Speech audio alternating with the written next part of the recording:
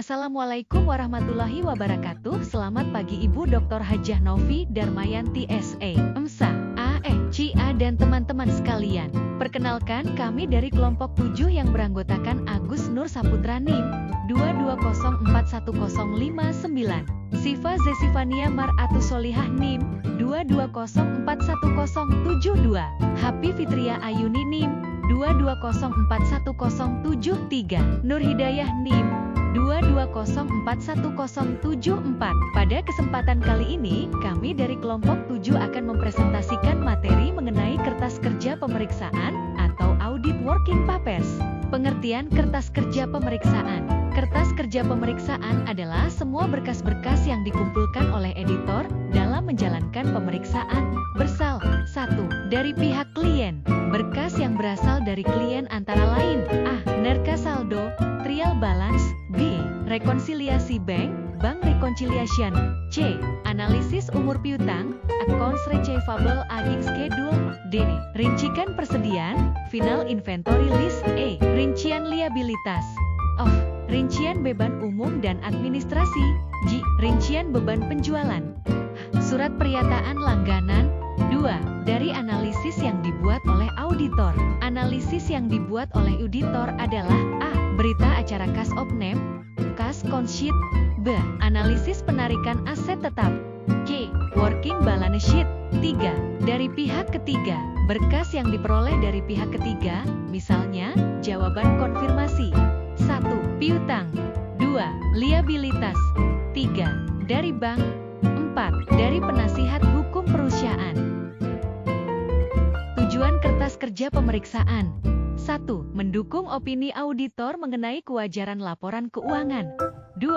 Sebagai bukti bahwa auditor telah melaksanakan pemeriksaan sesuai dengan standar profesional akuntansi publik.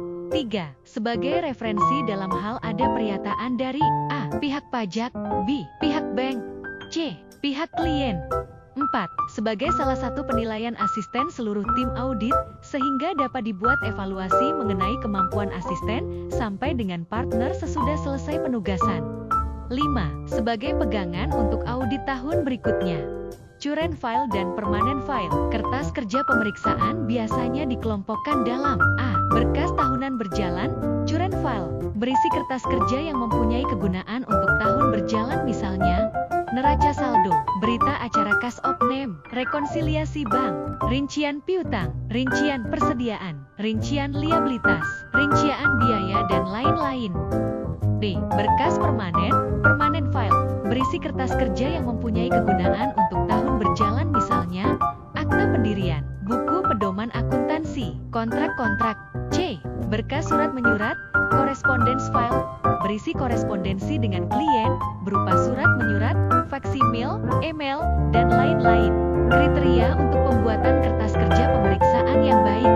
1. Kertas kerja pemeriksaan harus mempunyai tujuan. 2. Harus dicegah menulis kembali kertas kerja pemeriksaan sebab banyak kerugiannya. 3. Dalam kertas kerja pemeriksaan harus dijelaskan prosedur audit apa yang dilakukan dengan menggunakan audit tick mark. 4. Kertas kerja pemeriksaan harus diindeks cross-index. 5. Kertas kerja harus diparaf oleh orang yang membuat dan mereview working papers, sehingga dapat diketahui siapa yang bertanggung jawab. 6. Setiap pertanyaan yang timbul pada review notes harus terjawab. Tidak boleh ada open question, pertanyaan yang belum terjawab.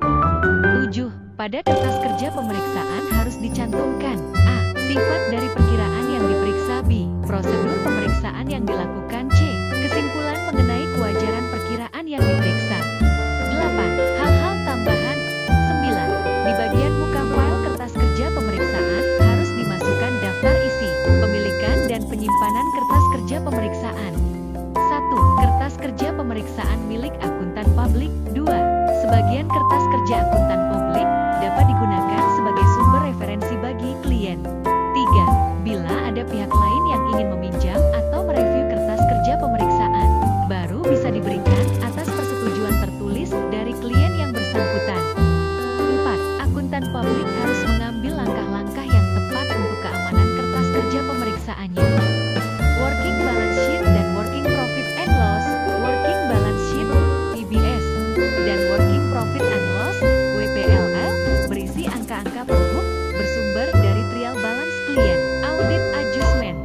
saldo per audit, yang nantinya akan merupakan angka-angka di laporan posisi keuangan, neraca, dan laba rugi yang sudah diaudit, serta saldo tahun lalu, bersumber dari audit report atau kertas kerja.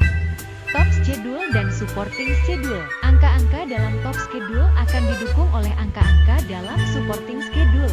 Untuk itu, antara top schedule dan supporting schedule harus dilakukan cross index. Top schedule akan memperlihatkan saldo per book bersumber dari trial balance klien, audit adjustment, saldo per audit, serta saldo tahun lalu bersumber dari kertas kerja pemeriksaan tahun lalu.